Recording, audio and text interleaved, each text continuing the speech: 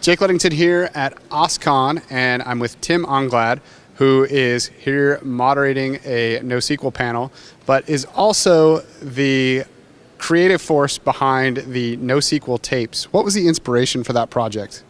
So basically, I wanted to try and go and meet as many people as possible around the theme of NoSQL. Mostly, in a selfish reason. I wanted to understand it a lot more. I saw it happening. I saw a bunch of different projects and different visions, and I thought it would be something worth exploring and worth trying to convey to people and share with others. And for people who may not be familiar with it, maybe go into a little background about what the NoSQL tapes are. Right, so the NoSQL tapes were kind of a follow-up project to another project I did last year, which was called NoSQL Summer, a reading group around distributed systems.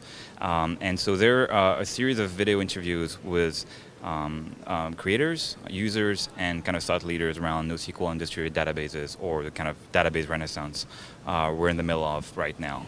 And so you can find them online at nosqltapes.com. They're fairly long interviews, anywhere from 40 minutes to 2 hours. And as of now, there's 20, 21 up there, and I'm going to keep adding more. So this whole NoSQL thing, I mean, we've had relational databases for years and years. Is this a fad? Is this the future? What is it? It definitely has elements of a fad, honestly. It's catching on, and it's driven as much by real technical insight and innovation as it is by hype and fanboys and everything like that. So that has to be acknowledged. But I do think it's here to stay, so it's not that much of a fad in that respect.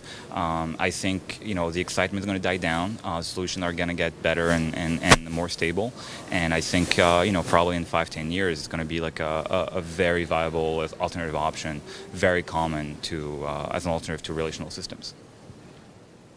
In terms of the way people have thought about creating databases in the past, relational databases in particular, there's a lot of talk around people thinking that if you're starting a project and you don't know how big a data set you're going to end up with, that you should stick with relational and migrate later. Does that make sense, or are there a lot of cases where you should start out in a NoSQL situation no matter what? I would say always go with what you know and what you're comfortable with. And usually, for 99% of people out there, I mean relational databases.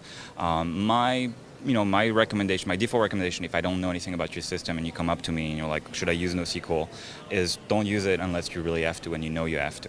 And that's a mix of some very technical constraints, right? So amount of data you're going to use, type of operations, complexity, volume you have to handle in terms of users, page views, all that stuff, as well as stuff like your budget and your expertise on your team.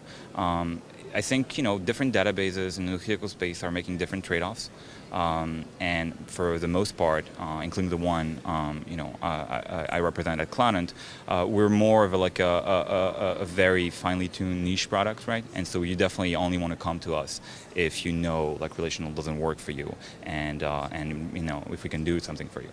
And you are, like you said, at Cloudant, and your product is in the CouchDB land. What is different about CouchDB than some of the others like Mongo, Cassandra, Hadoop, GQL, et cetera, et cetera?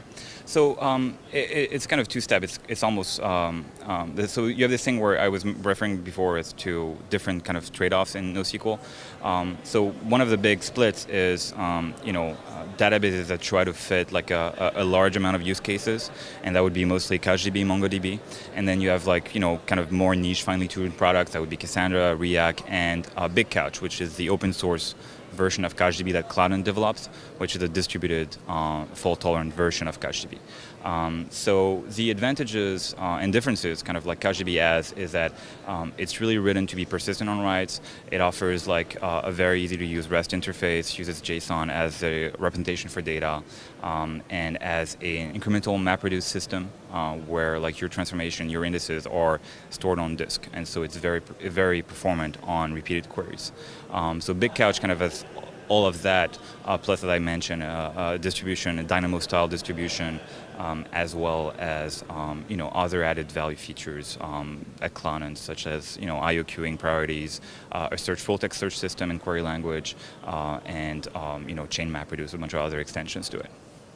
Locker Gnome coverage of OSCON is brought to you by HP.